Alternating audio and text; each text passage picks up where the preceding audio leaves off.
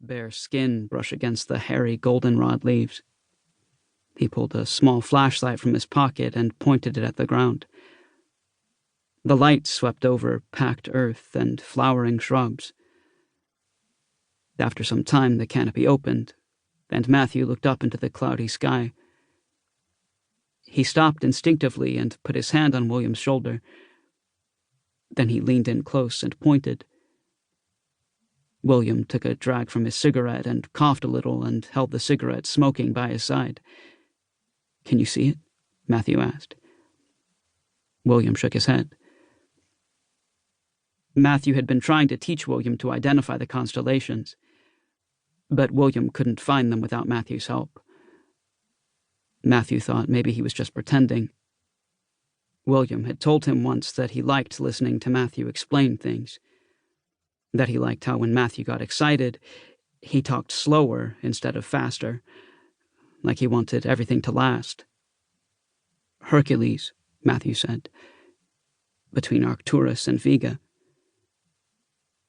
William took another drag and flicked the cigarette dramatically a couple of times. A soft wind rustled the leaves. Matthew heard a noise and looked back to the road.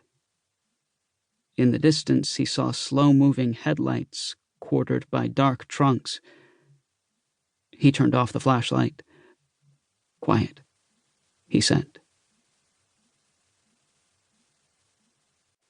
Ruth Fenn. Ruth Fenn sat on the porch chair with her husband's deer rifle laid across the caps of her knees and the steam from her black coffee rising up beside her, and listened to the sound of studded snow tires splash the water from the bottoms of the ruts.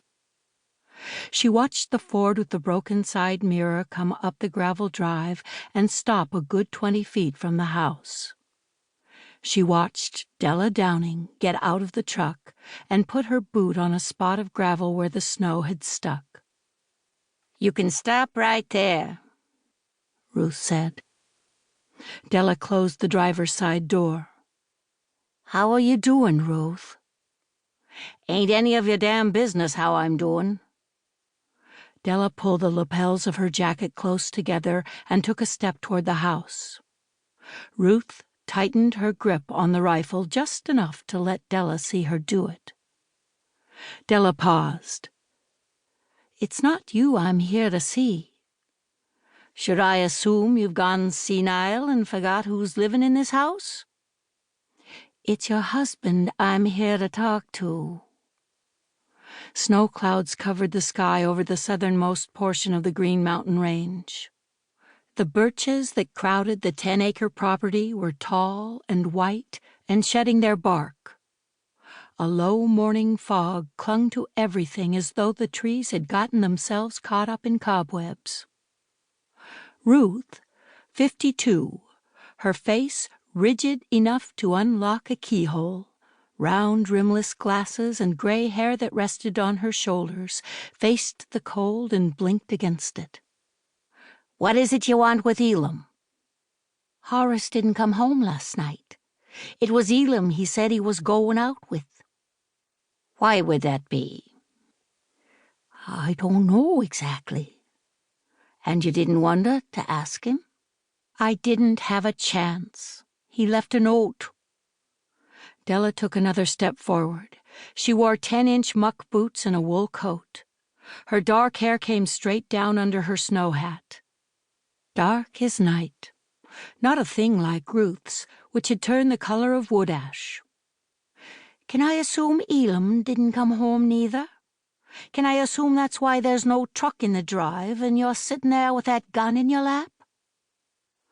"Just 'cause I had it out for him don't mean I won't use it on you."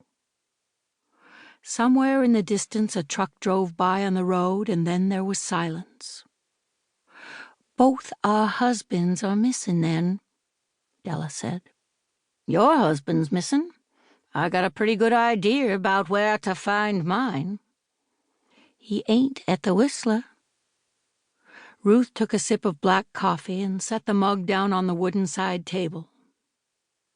"Horace's truck is still there, parked in front of the bar, but Elam's ain't."